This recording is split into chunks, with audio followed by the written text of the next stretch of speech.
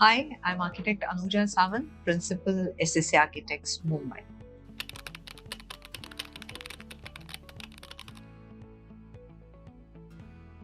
For me, the site visit, I would say it started from my childhood.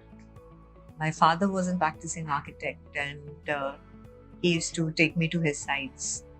And in those days, I used to love watching him, how he used to give his instructions, how he used to move around the site. And he was like my role model. And since then, I never decided that I wanted to be an architect. But day on which I decided to be an architect, I always looked forward to the day on which I'm going on to the site. So I think that was the first spark, which was at the age of 7 year or 8 year of my age, I would say.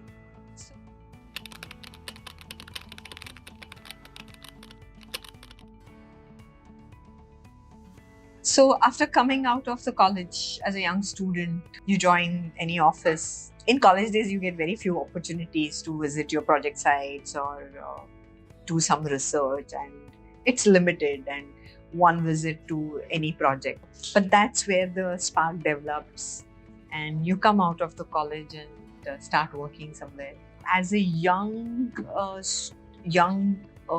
working architect, you crave for the site visit. And for me, my first site visit was somewhere in Alibag, and it was such a exciting to have a project site visit.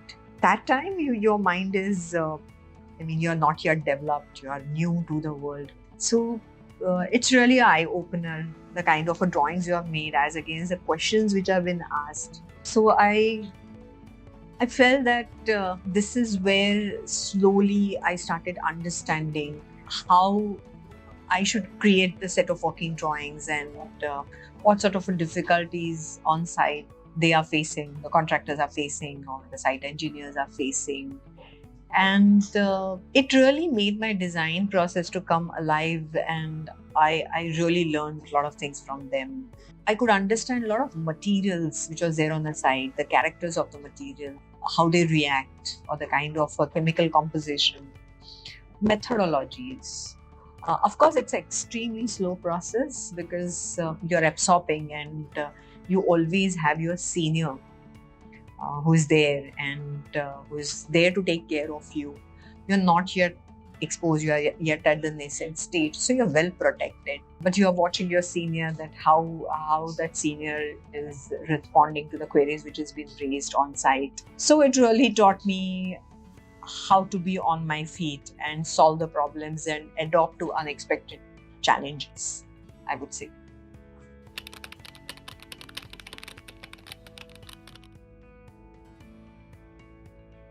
I would say, in simple words, I would say that the whole process of becoming a learned architect, of course, in no given time, you can say that you have achieved 100% as an architect. But to grow wisdom as an architect, the site execution plays an extremely important role. Now, I would unfold this into two parts. One part is even the travel to the site, or going to the places, because not necessarily the sites are in city of Mumbai. Sometimes your sites are outside of Mumbai or within Maharashtra, within India. And let's understand that for an architect, the traveling to these destinations is also a growth as an architect. So I would say that going on to the site, traveling to the site, is adding a bit of to the architectural knowledge, because you're learning the locality, you're learning about the region, you're learning about the local codes, even the execution style. So that is one part of it. And if I have to talk about the another part, when it comes to direct relation with the architectural profession, it has an immense kind of support to your design process. Now, let me little bit elaborate on that how exactly it is helping with the process. So what happens is that your experiences of going on to the site, understanding the material, the way in which the execution process happens with the contractor, with the masons, during that you realize that what sort of a difficulties they are facing with the current design which has been developed. And as this learning process starts, when you're designing next, your experience in the past are implemented and you're every time resolving, and you are designing to suit not only the user or not only the customer, but at the same time you make sure that every component of the build form has been detailed out well so that the executions is done easily, the complexities are sorted for the site condition. And I think that is extremely important for any architect when he sits to design something new with a pen and a paper or with a pencil. At that time, he's connecting all the dots, because the creativity is something which is an emotional coefficient for any architect. But at the same time, when the design happens along with the detail, to make sure that eventually your result is a refined detail which has been executed on the site, I think that's where the success, whether the build form is small or big, but eventually the whole design comes out as a sculpted design. I mean, I'll give one more example. In the past or in the history, always you would see that the artists, the architects, and executors were the same. That those days were the craftsmen, or even the temples are made by the craftsmen. They were themselves artists. And you could see that there was a seamlessness of the thought. Today we are looking at somebody's designing, somebody's executing, somebody's bringing the material. So architect has to play a role or sort of create a detail where everything blends together. And that's how I felt that it has an advantage, because it gives you that edge to understand that what exactly is going to happen to your design eventually on site, and how you must design so that it gets executed to your own satisfaction.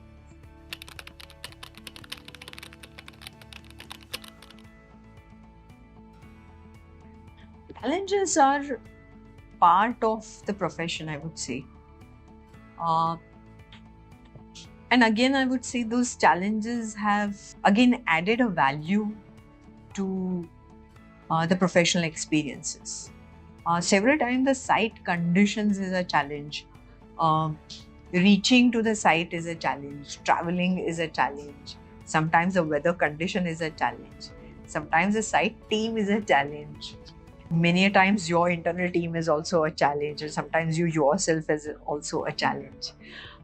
When I'm saying I'm giving several factors, I would say sometimes your drawings are not up to the mark, but still there is no enough time which is given to you to produce a good amount of working drawings. But site is in so much of hurry that you have to actually go on a site and sometimes give your instructions. That time it is quite challenging. Second time, sometimes the site team is not so experienced to read your drawing. That also becomes the biggest challenge. But one thing we need to understand, that when we talked about this entire journey, when I'm talking about the whole architect's role, one thing we need to understand is that every challenge is helping you to grow.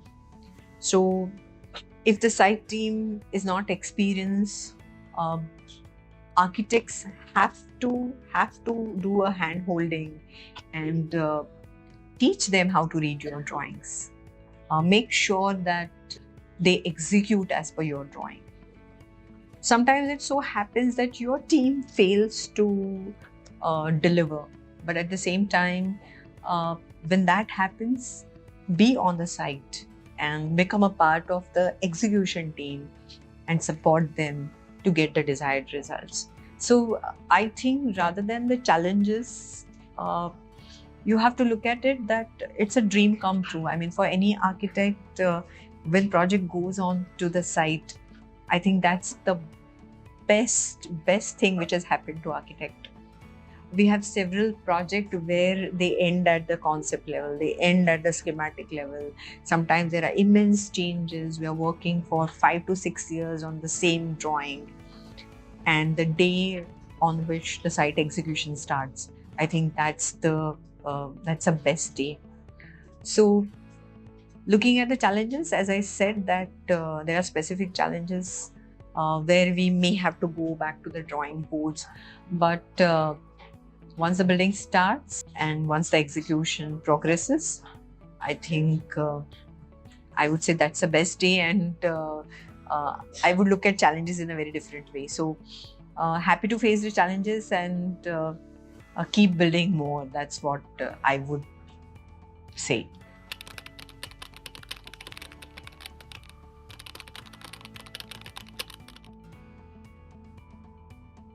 I think for SSA now there is a proper drill. I would say it's now very much process oriented, as the projects are large in size. But at the same time, we don't shy away from giving them those opportunities, because it's very important for them to get that kind of exposure. And we need more and more leaders who will go on to the site, experience the kind of a hustle bustle, nitty-gritties of these sites. But the preparations are must. It's another way of making them learn the kind of a working drawings they are developing. What is the reaction from the site people? What are the challenges they are facing if the drawings are not complete, or there are certain information which is missing? So there are several, I would say, stages. Sometimes we just send them with the seniors just to get the first-hand experience, to understand the surroundings, to understand how the construction happens, how complex it is. I mean, sitting here in air conditioners and working in the hot sun or extreme weather condition, extreme heights, or deep inside the ground, so much of machinery, mud. So all these conditions, you get acclimatized with those conditions. You get the feel of a site, I would say. Second stage is sending them to do a smaller task and checking their confidence level, that whether they are confident to face the site team, to face the question which has been raised. Sometimes they, with the fear, sometimes they don't understand the question. But at the same time, even the site team understands, and then they interact with the young architects. And these little interactions is something which helps them while delegating the task in office. Slowly, they get excited about it. They love to go onto the site. They love to take the challenges of checking, answering, coordinating, and enjoying what has been designed and getting built. But every stage, as I said, that we need to hold hands with them. We have to make sure that nothing goes wrong on the project sites, and the same young architect can hold that baton, become a senior project manager, to lay down the processes on site, to respond them. So I think in any architect's life, site is a most important element which makes you a true architect, I would say. So architects are made on sites, I would say. And every architect should take that opportunity of getting that sort of exposure of being on a site, being with the execution team, the construction team, and not to shy away to talk to that simple mason who is going to talk about laying of the brick, doing the basement work, the plant and machinery.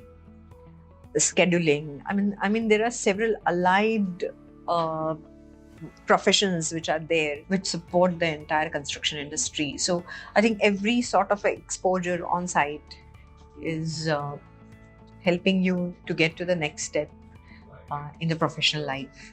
So with these tips, they are perfectly guided to go onto the site.